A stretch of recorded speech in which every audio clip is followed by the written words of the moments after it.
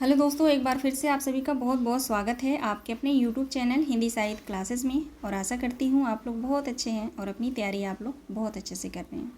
तो चलिए, आज से जो है मैंने यूनिट 9 यानी कि हिंदी निबंध की क्लासेस जो है मैंने स्टार्ट की हैं।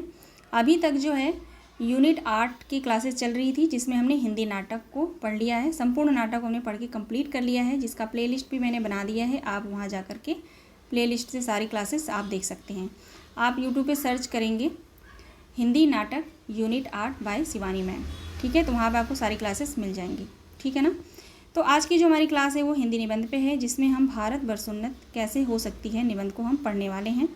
मोस्ट इम्पॉर्टेंट क्लास जो है आज की होने वाली है। आप लोग धैर्य के साथ बने रहेगा, पूरी क्लास को ज़रूर देखिएगा। आपके सिलेबस में यानी यूनिट 9 में जो है 11 निबंध हैं, ठीक है। तो इन 11 निबंध को जो है संपूर्ण निबंध को मैं आप लोगों को पूरा कंप्लीट करा के दूंगी, वो भी बुक के माध्यम से, ठीक है। आज के जो हम निबंध पढ़ेंगे आज की क्लास में वो भी बुक के माध्यम से ही है। सभी निबंध को पढ़ने के बाद जो है मैंने हाईलाइट कर रखा है, जो महत्वपूर्ण तथ्य हैं मैंने उसको हाईलाइट कर रखा है। उसके बाद निबंध को पढ़ने के बाद लास्ट में मैंने क्वेश्चन आंसर भी रखा है, 1 लाइनर, ठीक है, आप लोगों के लिए। उन क्वेश्चन को आप लोग जो है नोट कर लीजिएगा और उसको बार बार रिवीजन करते रहिएगा। यहाँ से जो भी प्रश्न बने हैं उनको मैंने बनाया है। उसके बाद जो है संपूर्ण निबंध मैं पढ़ा लूँगी, तो जो है मैराथन क्लास लूँगी, उसमें जो है 100+ क्वेश्चन होंगे। तो वहाँ पे जो है क्वेश्चन बचे होंगे उनको मैं वहाँ पे जो है कवर करा दूँगी, ठीक है। और हाँ, जो भी निबंध हम पढ़ेंगे उसके नीचे जो है जो भी प्रश्न बनेंगे निबंध से, उन प्रश्नों को मैं लूँगी 1 लाइनर में, ठीक है ना। ऑप्शन नहीं रख रही हूँ मैं, क्योंकि मैं टेस्ट तो ले नहीं रही आप सभी का, आप लोगों के लिए मैंने रखा है ताकि उन प्रश्नों को आप लोग जो है नोट कर लीजिएगा। और अगर आपको PDF चाहिए, नोट्स चाहिए, तो आप लोग जो है टेलीग्राम चैनल पे ज्वाइन हो जाइए, ठीक है। लिंक जो है डिस्क्रिप्शन बॉक्स में दे दिया गया है। और अपना प्यार बनाए रखिएगा। और जो है क्लास पसंद आए तो लाइक और सब्सक्राइब ज़रूर कर दीजिएगा, एक छोटा सा कमेंट भी कर दीजिएगा, ठीक है ना। और अपना प्यार ज़रूर बनाए रखिएगा। तो हम पढ़ना स्टार्ट करते हैं। धैर्य के साथ आप लोग क्लास में बने रहिएगा। आप ये सोचिएगा कि आप जो है मेले में गए हैं, तदरी के मेले में गए हैं, वहाँ पे जो है भारतेंदु हरिश्चंद्र आपके सामने बिल्कुल खड़े हैं, भाषण दे रहे हैं। जब तक भाषण उनका सुन मत लीजिएगा, पूरा जब भाषण फिनिश हो जाएगा, ख़त्म हो जाएगा, तब आप वहाँ से उठिएगा, ठीक है ना। ऐसा सोच के आप मान के चलिएगा। और मैं आशा करती हूँ कि आप लोगों ने ये निबंध पढ़ लिया है, ठीक है। नहीं पढ़े हैं तो ज़रूर पढ़ लीजिएगा। इस निबंध को पढ़ने के बाद बहुत सीख मिलती है इस निबंध से, ठीक है। तो चलिए हम पढ़ना स्टार्ट करते हैं। सबसे पहले देखेंगे भारत वर्षोन्नति कैसे हो सकती है। निबंध किसके द्वारा लिखा गया है? भारतेंदु हरिश्चंद्र। सबसे पहले आप लोग जो है क्वेश्चन का मुझे आंसर दीजिए, कमेंट के माध्यम से मुझे बताइए कि यह जो निबंध है भारत वर्षोन्नत कैसे हो सकती है, किसके कहने पे भारतेंदु हरिश्चंद्र ने लिखा है इस निबंध को, ठीक है। ऑप्शन नहीं दूंगी, अगर आपने पढ़ा है निबंध तो आपको बहुत अच्छे से मालूम है, बाकी निबंध पढ़ेंगे तो आपको खुद ही पता चल जाएगा, ठीक है ना। चलिए देखते हैं। भारतेंदु हरिश्चंद्र का जन्म जो है 1850 ईस्वी में हुआ था और मृत्यु इनका 1885 में हुआ था। बहुत कम साल जो है ये जीवित रहे, ठीक है, 35 साल। नोट करके यहाँ जो है इंपॉर्टेंट जो तथ्य हैं उनको मैंने लिया है, ठीक है ना। इसको भी जानते रहिए, इंपॉर्टेंट है यहाँ पे, मोस्ट इंपॉर्टेंट है। वहाँ से इसके बाद जो है हम यहाँ से पढ़ना स्टार्ट करेंगे, ठीक है ना। तो पहले हम जो मैंने नोट करके लिखा है वो उसको हम जान लेते हैं, ठीक है। जाना नहीं है क्लास छोड़ के, बिल्कुल मत जाइएगा आप लोग। मैं देख रही हूँ, आप लोगों को क्या लगता है मैं देखती नहीं हूँ? सब मुझे पता है, ठीक है। चलिए देखते हैं। भारतेंदु हरिश्चंद्र 9 दिसंबर 1950 को इनका जन्म हुआ था। 6 जनवरी 1985 को इनकी मृत्यु हुई थी। आधुनिक हिंदी गद्य के पितामह कहे जाते हैं, ठीक है, आधुनिक हिंदी साहित्य के पितामह कहे जाते हैं। यह भारतेंदु द्वारा दिया गया भाषण का अंश है, ठीक है। आगे देखते हैं। यह भाषण बलिया जिले में दिया गया था, ठीक है ना, बलिया जिले में दिया गया था। उस समय रावट साहब बहादुर, ठीक है, पूरा नाम है रावट साहब बहादुर, बलिया जिले के कलेक्टर थे। इस निबंध में भारतेंदु ने भारतीय के आलसी होने का जो है व्यंग किया है, ठीक है, कि भारतीय जो है किस तरह से आलसी बने हुए हैं, ठीक है। आगे देखेंगे।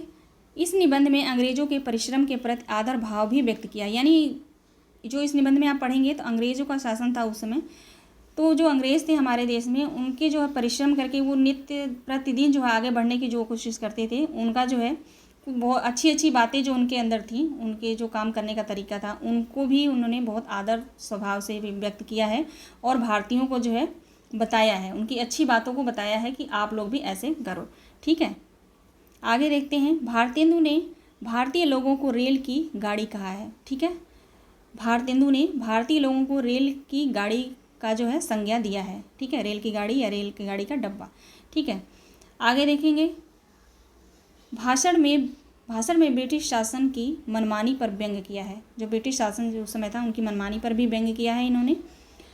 भारतेंदु ने भारतीय समाज की रूढ़ियों और गलत जीवन शैली का प्रहार भी किया है। ठीक है जी, अब देखेंगे थोड़ा सा और है। जनसंख्या नियंत्रण, श्रम और महत्व, आत्मबल का त्याग भावना को भारतेंदु ने उन्नति के लिए अनिवार्य माना है। ठीक है, इन सभी पॉइंट्स को आप लोग मोस्ट इंपॉर्टेंट है, ध्यान रखिएगा। लेखक ने हमारे देश में निकम्मा रहने और अमीरी का सूचक बताया है। लेखक ने जो है भारतेंदु हरिश्चंद्र ने हमारे देश में निकम्मा रहने को, जो निकम्मे मतलब आलसीपन है, उसको जो है अमीरी का सूचक बताया है। ठीक है, आगे देखेंगे। इसको आप लोग काट दीजिए। ठीक है, अब हम जो है नाटक कह रही हूँ, निबंध पढ़ना स्टार्ट करते हैं। अभी तक मैं नाटक पढ़ा रही थी ना, तो वो जुबान पे नाटक आ रहा है। ठीक है, तो आप लोग ध्यान मत दीजिएगा, है ना, हम तो निबंध पढ़ रहे हैं। ठीक है, यहाँ से हम पढ़ना स्टार्ट करेंगे। आप बुक ओपन करेंगे तो बिल्कुल ऐसे ही है। उसमें देखते हैं भारत वर्षोन्नत कैसे हो सकती है। निबंध को हम पढ़ने जा रहे हैं। ठीक है, ध्यान से।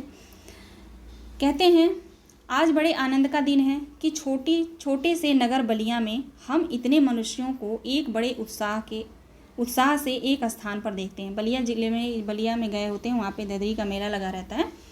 उसमें जो है सभी मनुष्य इकट्ठे रहे होते हैं, वहाँ बहुत उत्साह मनाया जाता है, तो बहुत खुश होते हैं। ठीक है, यहाँ पे इस अभागे आलसी देश में जो कुछ हो जाए वही बहुत है। कहते हैं इस अभागे देश में, आलसी में जो कुछ भी हो जाए वही बहुत है। बनारस में ऐसे ऐसे नगरों में जब कुछ नहीं होता तो हम यह न कहेंगे बलिया में जो कुछ हमने देखा वह बहुत ही प्रशंसा योग्य है। इस उत्साह का मूल कारण जो हमने खोजा तो प्रकट हो गया कि इस देश के भाग्य से आजकल यहाँ सारा समाज ही एकत्र है। ठीक है, इस पॉइंट को आप लोग ध्यान रखिएगा। जब भी आप कोई विद्या पढ़ रहे हैं, चाहे वो उपन्यास हो, नाटक हो, कहानी हो, आत्मकथा हो, तो सबसे पहले जो पहला पेज और 2 से 3 पेज जो स्टार्टिंग के होते हैं उनको आप लोग मोस्ट इंपॉर्टेंट एक लाइन पढ़िएगा, लाइन बाय लाइन पढ़िएगा। ठीक है, जो इंपॉर्टेंट बातें हों, तथ्य हों, उनको नोट कर लीजिएगा। उसके बाद जो है, जब आप लास्ट में जाते हैं तो लास्ट के जो 3-4 पन्ने होते हैं उनको आप लोग जो है ध्यान से पढ़िएगा।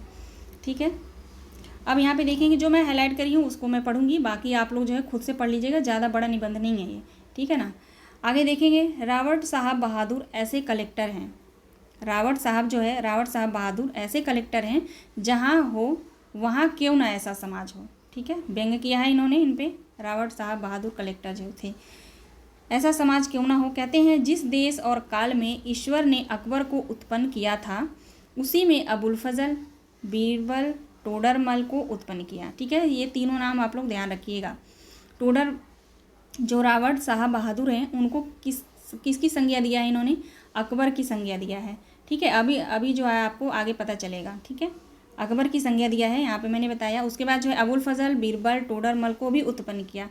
यहाँ रावट साहब अकबर हैं। ठीक है, बताया ना मैंने, रावट साहब को जो है इन्होंने अकबर बताया है।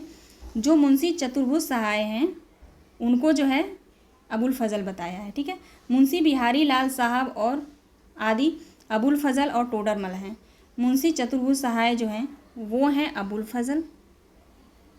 ठीक है, नहीं अबुल फजल नहीं, बीरबल। ठीक है, उसके बाद जो है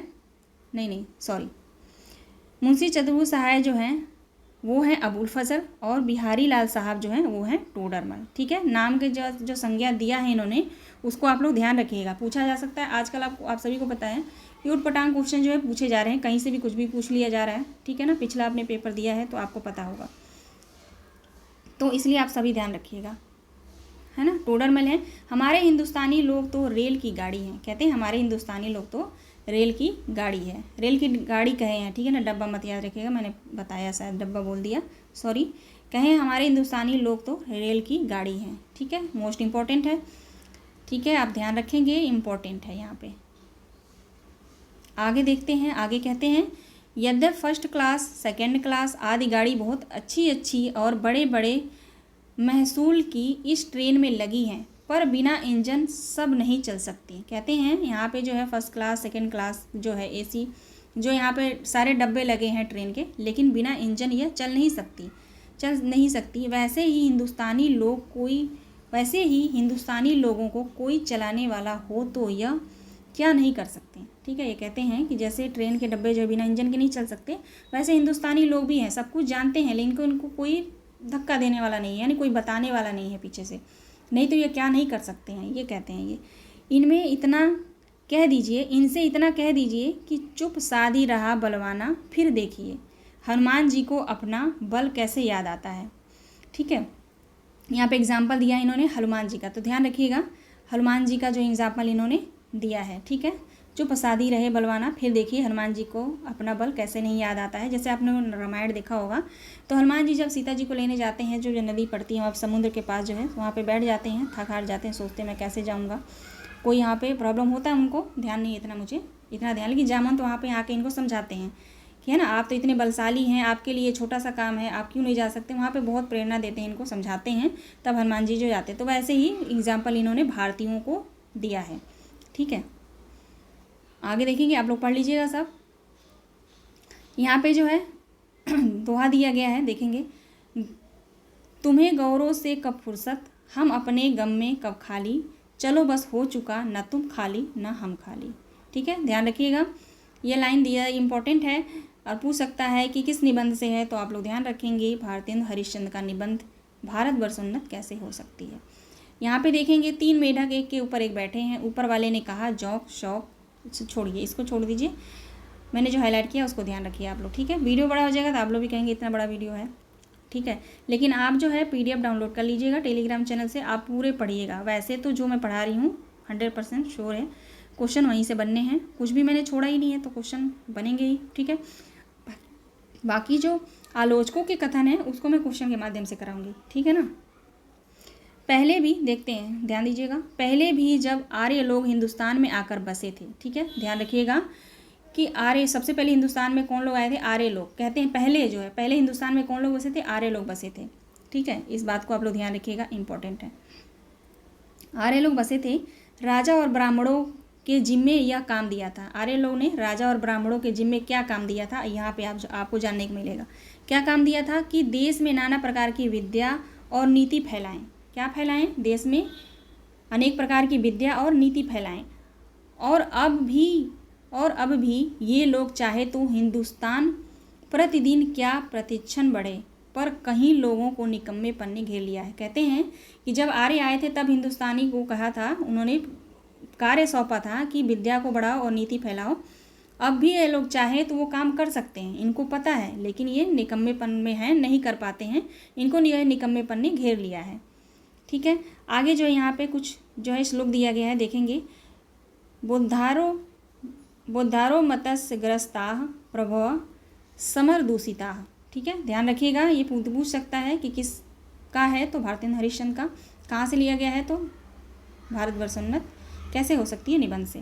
कहते हैं हम नहीं समझते कि इनको लाज भी क्यों नहीं आती कि उस समय में जबकि इनके पुरखों के पास कोई सामान नहीं था। ठीक है, उस समय में जब आ रहे थे इनके पुरखों के पास कोई सामान नहीं था, तब भी उन लोगों ने जंगल में पत्ते और मिट्टी की कुटियों में बैठकर बांस की नालियों में जो तारा ग्रह, ठीक है, बांस की नालियों में बैठकर क्या इन्होंने ढूंढा था, तारा ग्रह आदि भेद कर के उनकी गति लिखी। ठीक है, वह ऐसी ठीक है कि 16 लाख रुपए की लागत से जो है, लागत में कहाँ गया, हाँ ये रहा, सॉरी 16 लाख रुपए की लागत से विलायत में जो दूरबीन बनी है। ठीक है, कितने में बनी है दूरबीन, इस बात को आप लोग ध्यान रखिएगा, 16 लाख रुपए में। ठीक है ना, विलायत से दूरबीन कहाँ से बन के आई थी, विलायत से, और कितने में, तो 16 लाख रुपए में। उनसे उन ग्रहों को भेद करने में भी ठीक वही गति आती है। और जब आज इस काल में हम लोगों की अंग्रेजी विद्या में और जनता की उन्नति के लाखों पुस्तकें और हजारों यंत्र हैं, कहते हैं कि मतलब आजकल तो वो सारी सुविधाएं हैं, सारे यंत्र हैं, जब हम लोग नीरी चुंगी की कतवार फेंकने और गाड़ी बना रहे हैं, यह समय ऐसा है कि उन्नति न मानो घुड़दौड़ हो रही हो। ठीक है, कहते हैं इस समय जो है उन्नति नहीं घुड़दौड़ हो रही हो। ये ध्यान रखेंगे। यहाँ पे कहते हैं अमेरिकन, अंग्रेज, फ्रांसीस आदि, तुर्की, ताजी सब सर पर दौड़े चले आते हैं सब। ठीक है, ध्यान रखिएगा किस किस देश की बात हुई है इस निबंध में। तो अमेरिकन, अंग्रेज और फ्रांसीसी और तुर्की। ठीक है ना, 4 देश की। उसके बाद कहते हैं सब दौड़े सर पर दौड़े चले आते हैं। सबके जी में यही है कि पाला हम ही पहले छू लें। ठीक है, यानी हम ही पहले जो है प्रगति करें, हम ही आगे बढ़ें, उन्नति करें। उस समय हिंदू का टियावाड़ी खाली खड़े टाप में मिट्टी खोदते हैं। इनको औरों को जाने दीजिए। जापानी टट्टुओं को हाफते हुए दौड़कर देखकर भी ये लाज नहीं आती। यह समय ऐसा है कि पीछे रह जाएगा, फिर कोटि उपाय किए आगे बढ़ न सकेगा। लूट की इस बरसात में भी जिसके सिर पर कमबख्ती का छाता और मूर्खों की मूर्खता की पट्टी बंधी है, उन्हें ईश्वर का भी प्रकोप कहना चाहिए। ठीक है, इनकी कहते हैं जो प्रकोप का जो है इनके ऊपर पट्टी छपी है वो जो है ईश्वर का ही प्रकोप है। ठीक है, आगे देखेंगे। हाईलाइट जो मैंने किया उसको ध्यान से देखिएगा, इंपॉर्टेंट है। ठीक है, मुझको मेरे मित्र ने कहा कि तुम इस विषय में आज कुछ कहो। ठीक है, ध्यान रखिएगा। जो निबंध है भारतवर्ष उन्नत कैसे हो सकती है, वो किसके कहने पे इन्होंने लिखा था, तो इनके मित्र के। ठीक है, शायद मैंने स्टार्टिंग में क्वेश्चन पूछा है, मैं भूल गई। ठीक है, आप लोग, हाँ मैंने पूछा है, तो आप लोग कमेंट के माध्यम से बताइएगा। ठीक है ना, यहाँ आपको पता चल गया कि किसके कहने पे, मित्रों के कहने पे। ठीक है, कहते हैं मुझको मेरे मित्रों ने कहा कि तुम इस विषय पर कुछ कहो कि हिंदुस्तान में कैसे उन्नति हो सकती है। भला इस विषय पर मैं और क्या कहूँ। भगवत में एक श्लोक है, कहते हैं भगवत में जो है एक श्लोक है, निर्देह माध्यम सुलभम सुदुर्लभम पल्लवम सुकल्पम गुरु कर्णधारम मया अनुकूलेन तपः स्वतेरितम पुनः भवाब्धि न तरेत स आत्मा। ठीक है, इस श्लोक को आप लोग ध्यान रखिएगा, भागवत से लिया गया है। किस निबंध में है, तो भारतवर्ष उन्नत कैसे हो सकती है। ठीक है, कहते हैं भगवान कहते हैं कि पहले तो मनुष्य जन्म ही दुर्लभ है। कहते हैं भगवान कहते हैं कि पहले तो मनुष्य जन्म ही दुर्लभ है। जो मिला और उस पर गुरु की कृपा और उस पर मेरी अनुकूलता, इतना सामान पाकर भी मनुष्य इस संसार सागर के पार न जाए, उसको आत्महत्यारा कहना चाहिए। ठीक है, कहते हैं पहले तो मनुष्य का जो जन्म मिला है वो ही दुर्लभ है, उसके बाद भी अगर मिल भी गया तो उस पर गुरु की कृपा है और जो है उस पर मेरी अनुकूलता है।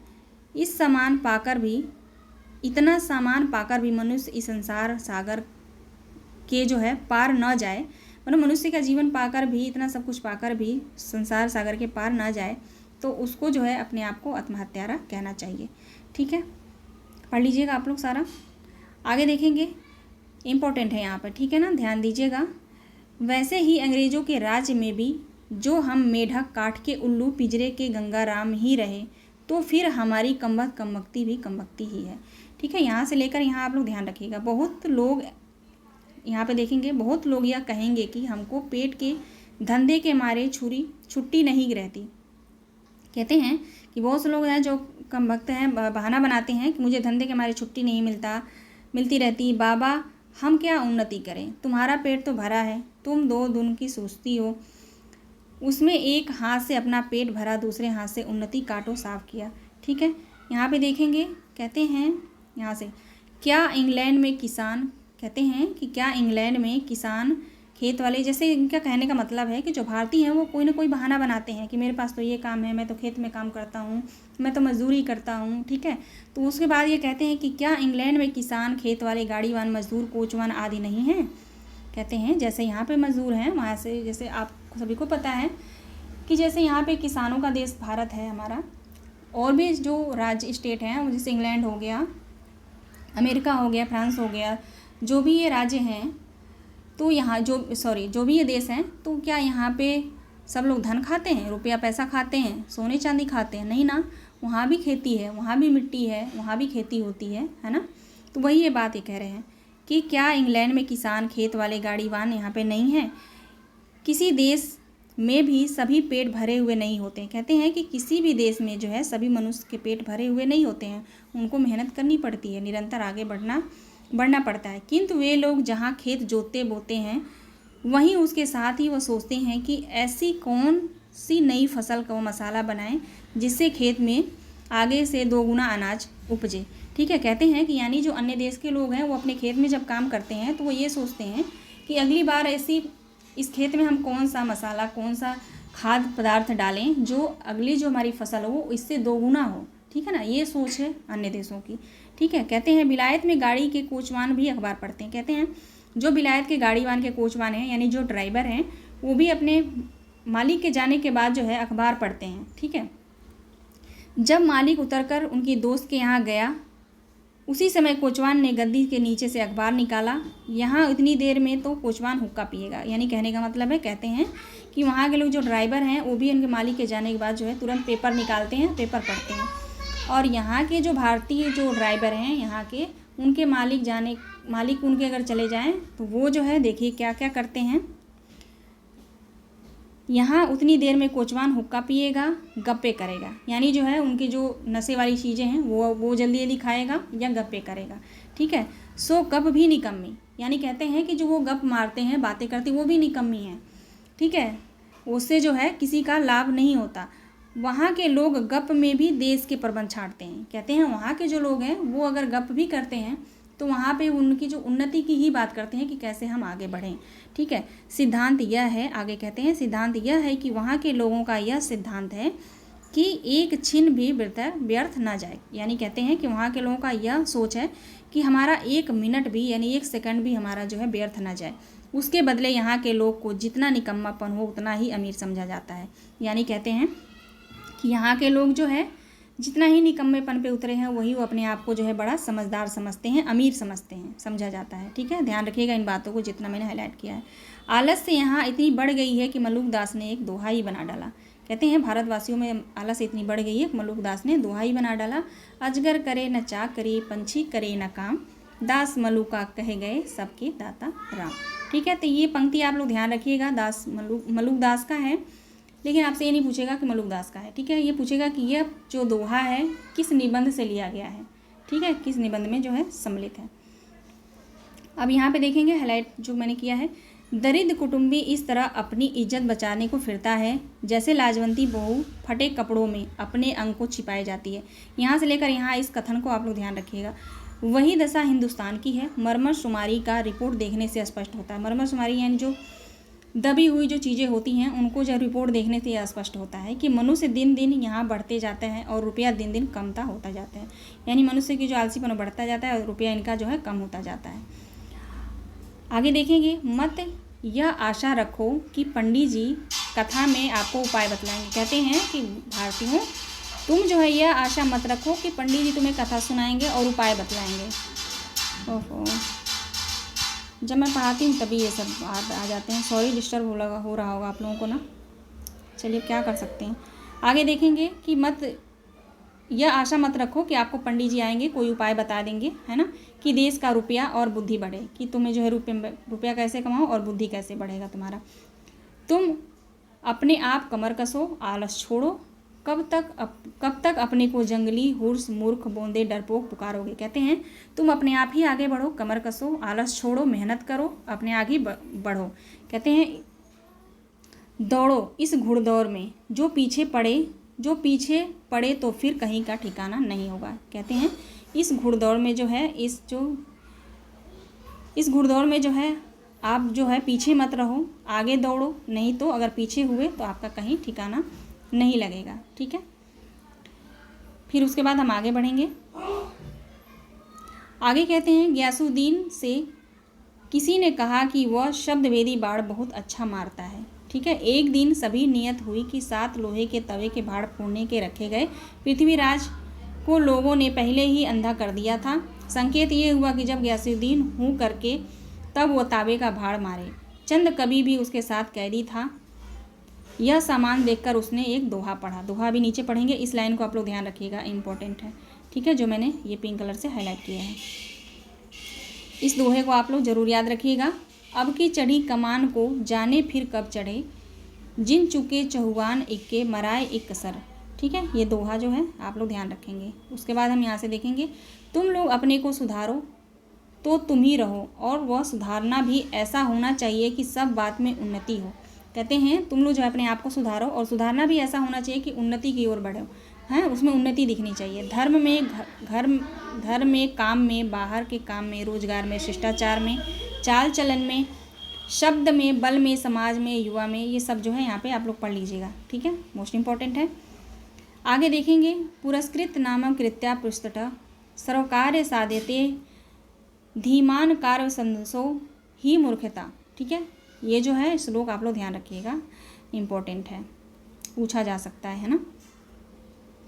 आगे हम देखेंगे, कहते हैं सब शून्यों का मूल धर्म है, यानी सब जो है शून्यों का मूल, सब उन्नति का मूल। ठीक है, सब उन्नति का मूल शून्य लिखा है, सब शून्य का मूल जो है धर्म है। यह क्वेश्चन यहाँ से आ भी गया है, ठीक है ना, पूछा भी गया है, ध्यान होगा आप लोगों को। इससे पहले धर्म की ही उन्नति करनी उचित है। देखो, अंग्रेजों की धर्म नीति राजनीति परस्पर मिली है। ठीक है, यहाँ पे इस लाइन को जरूर ध्यान रखिएगा। अंग्रेजों की, यहाँ पे इन्होंने क्या कहा है कि इससे पहले धर्म की ही उन्नति करनी उचित है। देखो, अंग्रेजों की धर्म नीति राजनीति परस्पर मिली है। ठीक है, तो धर्म नीति और परस्पर राजनीति को आप लोग ध्यान रखिएगा, मोस्ट इम्पॉर्टेंट है। उससे उनकी दिन दिन कैसे उन्नति होती है, यानी अंग्रेजों की उन्नति का जो है कारण क्या माना है इन्होंने, धर्म नीति और राजनीति। ठीक है, इम्पोर्टेंट है, यहाँ भी ये इम्पोर्टेंट है जो मैं आपको अभी पढ़ूंगी। ठीक है, पढ़ते हैं। दो एक मिसाल सुनो, तुम्हारा बलिया के मेला का यही स्थान क्यों चुना गया। कहते हैं, अब मिसाल बताते हैं भारतीयों को। कहते हैं कि दो एक मिसाल सुनो तुम, कि तुम्हारा बलिया का मेला ही स्थान क्यों चुना गया, जिसमें जो लोग कभी आपस में नहीं मिलते, 10-10, 5-5 कोस से ले लोग एक जगह एकत्र हो, आपस में मिले, एक दूसरे का सुख दुख जाने, गृहस्थ में अपनी गृहस्थी के काम की हर चीज़ों को गांव में नहीं मिलती, यहाँ से ले जाएं। एकादशी का व्रत क्यों रखा, जिसमें महीनों में 10 उपवास और शरीर की शुद्धि हो जाए। गंगा जी नहाने जाते हैं तो पहले पानी सिर पर चढ़ाकर तब पैर और डालने की विधान क्यों है। ठीक है, इंपॉर्टेंट है, ध्यान रखिएगा। उसके बाद कहते हैं जिसमें तौलिए में गर्मी से चढ़ाकर जो है विकार उत्पन्न होते हैं। अब यहाँ पे कौन कौन से त्योहारों का जिक्र हुआ है ये आप ध्यान रखेंगे। एक तो हो गया एकादशी का व्रत, हमने पहले पढ़ा। उसके बाद जो है दिवाली, कहते हैं दिवाली इसी हेतु है कि इसी बहाने साल भर में एक बार तो सफाई हो जाए। फिर कहते हैं होली, होली इसी हेतु में है कि बसंत की बिगड़ी हवा स्थान स्थान पर अग्नि जलाने से स्वच्छ हो जाए। ठीक है, यही त्यौहार ही तुम्हारी म्यूनिसिपल पार्टी है। ठीक है, ध्यान रखिएगा, मोस्ट इम्पॉर्टेंट है ये यहाँ से। ठीक है, आगे बढ़ेंगे हम। अब यहाँ पे देखेंगे, भाइयों वास्तविक धर्म तो केवल परमेश्वर के चरण कमल का भजन है, ये सब तो समाज धर्म है। ठीक है, वास्तविक धर्म इन्होंने क्या माना है, तो परमेश्वर के चरण कमल। आगे देखेंगे, धर्म शास्त्रों में जिनका विधान है उनको मत चलाइए, जैसा जहाज का सफ़र, विधवा विवाह आदि लड़कों की छोटेपन में ही शादी करके उनका बल बीरज आयुष सब बात घटाएं। आप उनके माँ बाप हैं या शत्रु हैं। कहते हैं कि बाल विधवा से हटने के लिए बात करते हैं, कहते हैं छोटे बच्चे को शादी नहीं करने के लिए, कहते हैं आप उनके माँ बाप हैं या शत्रु हैं। वीर उनके शरीर में पुष्ट होने दीजिए। आगे देखेंगे, कहते हैं कि नून तेल लकड़ी के फिक्र करने की बुद्धि सीख लेने दीजिए, तब उनका पैर काठ में डालिए। कहते हैं यानी उनको बड़े होने दीजिए, उनको जो है जिम्मेदार बनने दीजिए, वो अपनी उन्नति कैसे कर सकते हैं, तब जाके जो उनके पैर काठ में डालिए, तब उनका जो है शादी विवाह ये सब करिए। ठीक है, कुलीन प्रथा बहु विवाह आदि को दूर कीजिए। कहते हैं कुलीन प्रथा जो है बहु विवाह जो होता रहता है उनको दूर कीजिए। लड़कियों को भी पढ़ाइए, किंतु इस चाल में नहीं जैसे आजकल पढ़ाई जाती है, इससे उपकार के बदले बुराई होती है। ऐसी चाल से उनको शिक्षा दीजिए कि वो अपना देश और कुल धर्म सीखे, पति की भक्ति करे और लड़कों को सहज में शिक्षा दे। ठीक है, यहाँ पे देखेंगे, हिंदू जैन मुसलमान सब आपस में मिलिए, जाति में कोई चाहे ऊंचा हो नीचा हो सबका आदर कीजिए, जो जिस योग्य है उसको ऐसा मानिए, छोटी जात के लोगों का तिरस्कार करके उनको जो है दिल मत तोड़िए। ठीक है, ये सारी बातें हैं, ध्यान रखिएगा, इम्पोर्टेंट है। यहाँ पे भी अभी जो मैंने पिछले पढ़ाया वो भी इम्पोर्टेंट है। ठीक है, अभी तक बहुत कहते हैं अभी तक बहुतों को यही ज्ञात है कि दिल्ली लखनऊ की बादशाह कायम है।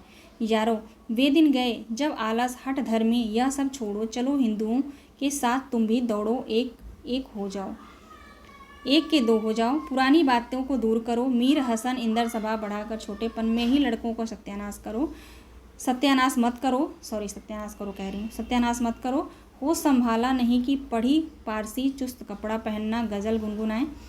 ठीक है, गज़ल गुनगुनाएं। अब यहाँ पे गज़ल दिया गया है। शौक़ तिल्लफ़ी से मुझे गुल की जो दीदार का था, न किया हमने गुलदिस्ता का सबक याद कभी। ये जो है गज़ल है, ध्यान रखिएगा आप लोग। आगे बढ़ते हैं।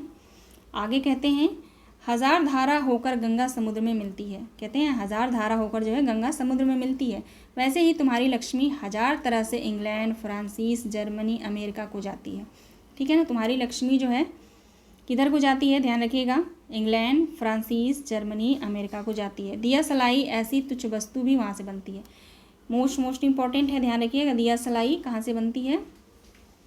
तो यहाँ पे जो नाम दिया गया है, इन नामों से कोई भी दे दिया जाएगा। ठीक है, कहते हैं दिया तुच्छ वस्तु दिया सलाई भी वहीं से बनती है। ज़रा अपने आप को तो देखो, तुम जिस मार्किन की धोती पहने हो वह अमेरिका की बनी है। मोस्ट इंपॉर्टेंट ये लाइन है, आप लोग मोस्ट इंपॉर्टेंट है, ध्यान रखिएगा।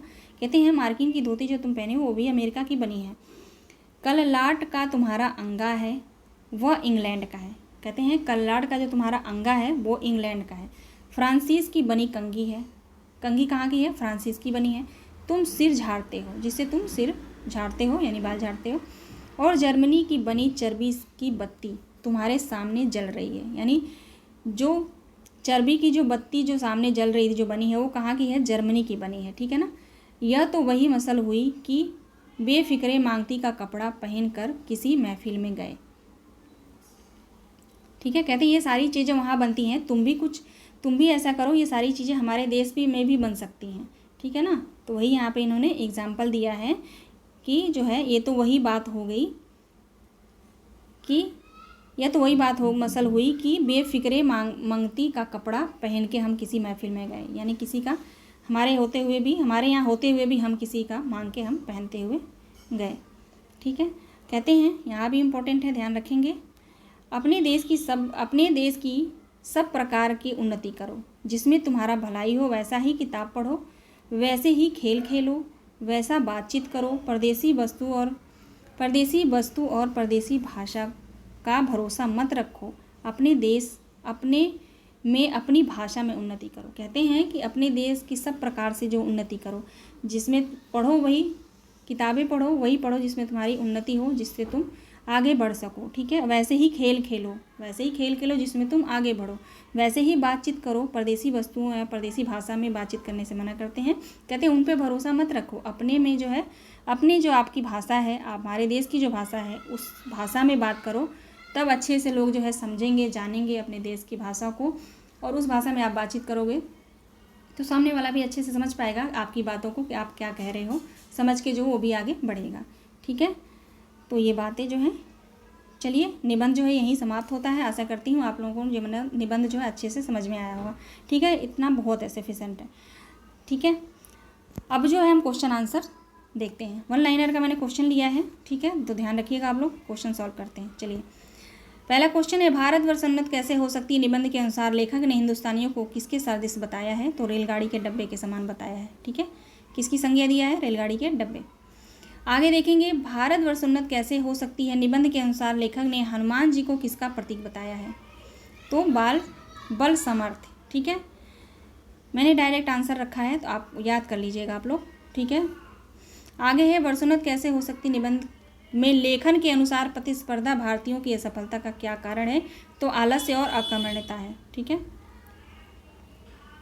नेक्स्ट क्वेश्चन है, निबंध के अनुसार प्राचीन काल में साधन के अभाव में भारतीयों ने किसकी खोज की?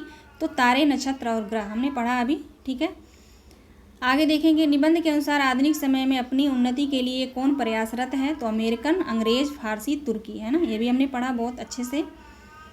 आगे देखेंगे, निबंध के अनुसार सब उन्नति का मूल क्या है? सब उन्नति का मूल क्या है? तो धर्म है। ठीक है, ये क्वेश्चन पूछा भी जा चुका है।